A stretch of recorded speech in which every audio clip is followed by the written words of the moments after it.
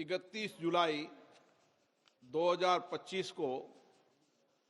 श्री रविशंकर प्रसाद और सदन में प्रतिपक्ष के नेता सहित सत्ता पक्ष व प्रतिपक्ष के कुल 146 सदस्यों द्वारा हस्ताक्षरित निम्नलिखित प्रस्ताव की सूचना प्राप्त हुई है, जिसमें भारत के राष्ट्रपति को माननीय इलाहाबाद उच्च न्यायालय के वर्तमान न्यायाधीश न्यायमूर्ति यशवंत वर्मा को न्यायाधीश जांच अधिनियम 1968 की धारा 3 के साथ भारत के संविधान के अनुच्छेद 124(4) के साथ पठित अनुच्छेद 217 और अनुच्छेद 218 के अंतर्गत उच्च न्यायालय के न्यायाधीश के पद से हटाने के लिए एक समावेदन प्रस्तुत करने का प्रस्ताव है।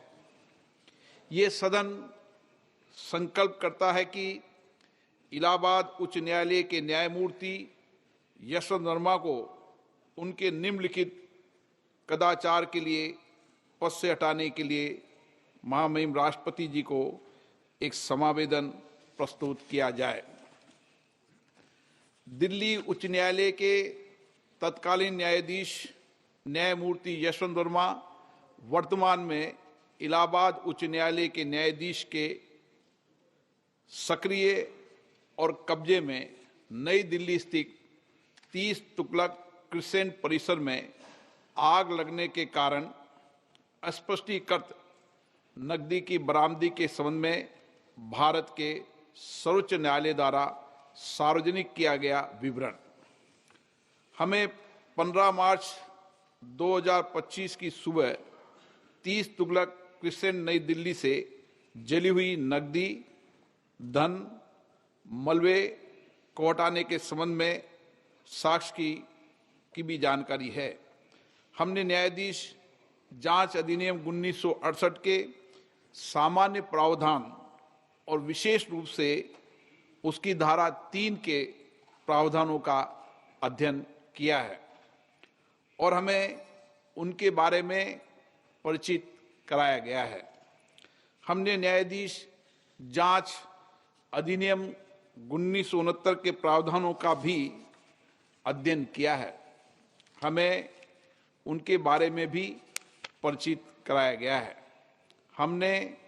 सी रविचंद्र अय्यर बनाम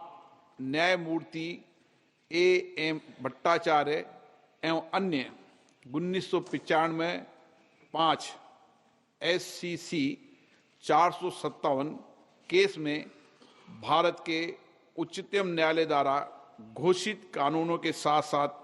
अतिरिक्त जिला एवं सत्र न्यायाधीश X बनाम मध्य प्रदेश उच्च न्यायालय के मामले में दिए गए फैसलों से भी खुद को परिचित कर लिया है। 2015 4 SCC 91 और ये कि अतिरिक्त जिला एवं सत्र न्यायाधीश X सुप्रभा के मामले में उक्त निर्णय को सामान्यता और विशेष रूप से पैरा 33 को पढ़ने पर ये स्पष्ट है कि दिल्ली उच्च न्यायालय के मुख्य न्यायाधीश ने न्यायमूर्ति यशवंत वर्मा के विरुद्ध शिकायत को गंभीर प्रकृति का पाया और उक्त निर्णय के पैरा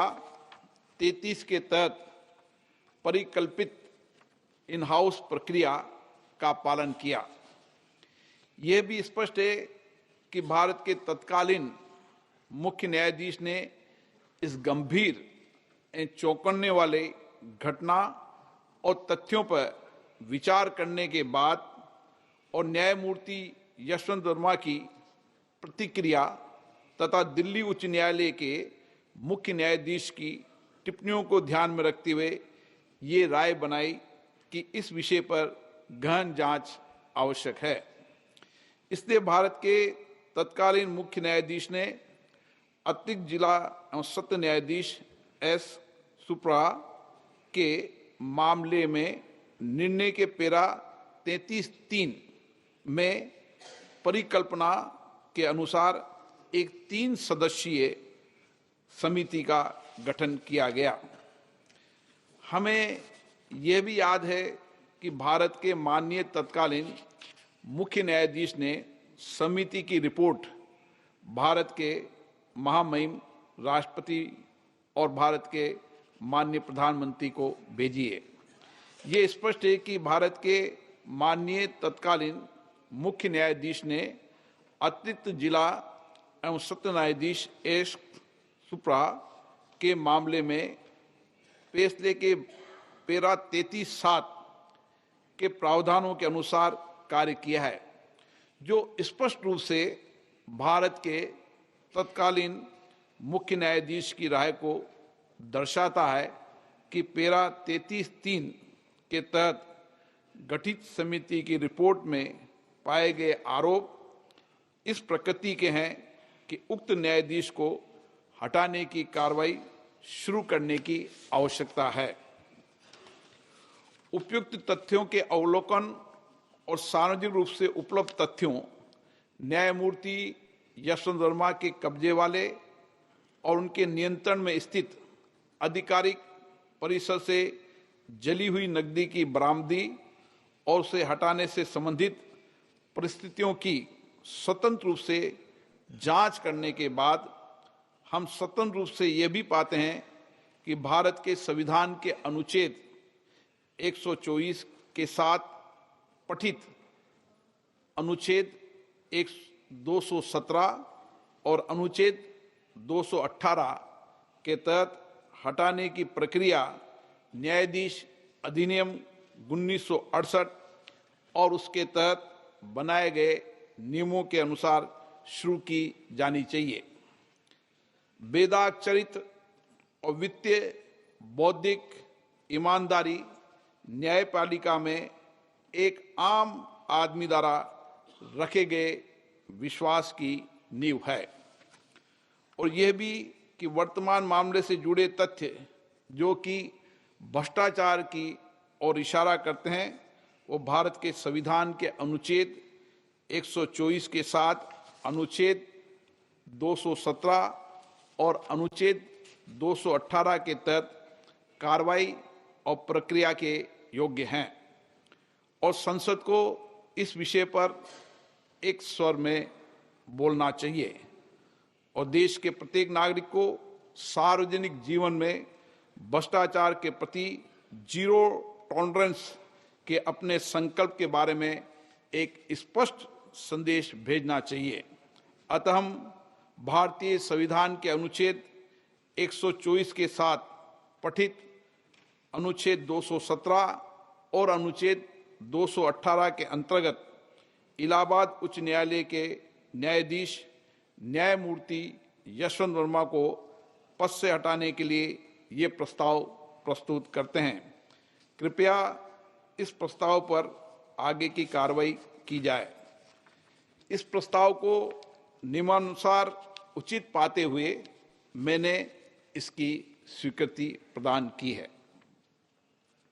न्यायाधीश जांच अधिनियम 1968 की धारा 3 की उपधारा 2 के अनुसार मैंने न्यायमूर्ति यशवंत वर्मा को पद से हटाने के अनुरोध के आधारों की जांच करने के उद्देश्य से निम्नलिखित 3 सदस्यों वाली एक समिति गठित की है। माननीय न्यायमूर्ति श्री अरविंद कुमार, न्यायाधीश उच्चतम न्यायालय, माननीय न्यायमूर्ति श्री मनिंदर मोहन श्रीवास्तव, मुख्य न्यायाधीश मद्रास उच्च न्यायालय, श्री BV आचार्य, वरिष्ठ अधिवक्ता, कर्नाटक उच्च न्यायालय। समिति यथाशीघ्र अपनी रिपोर्ट प्रस्तुत करेगी। जांच समिति की रिपोर्ट प्राप्त होने तक यह प्रस्ताव लंबित रहेगा।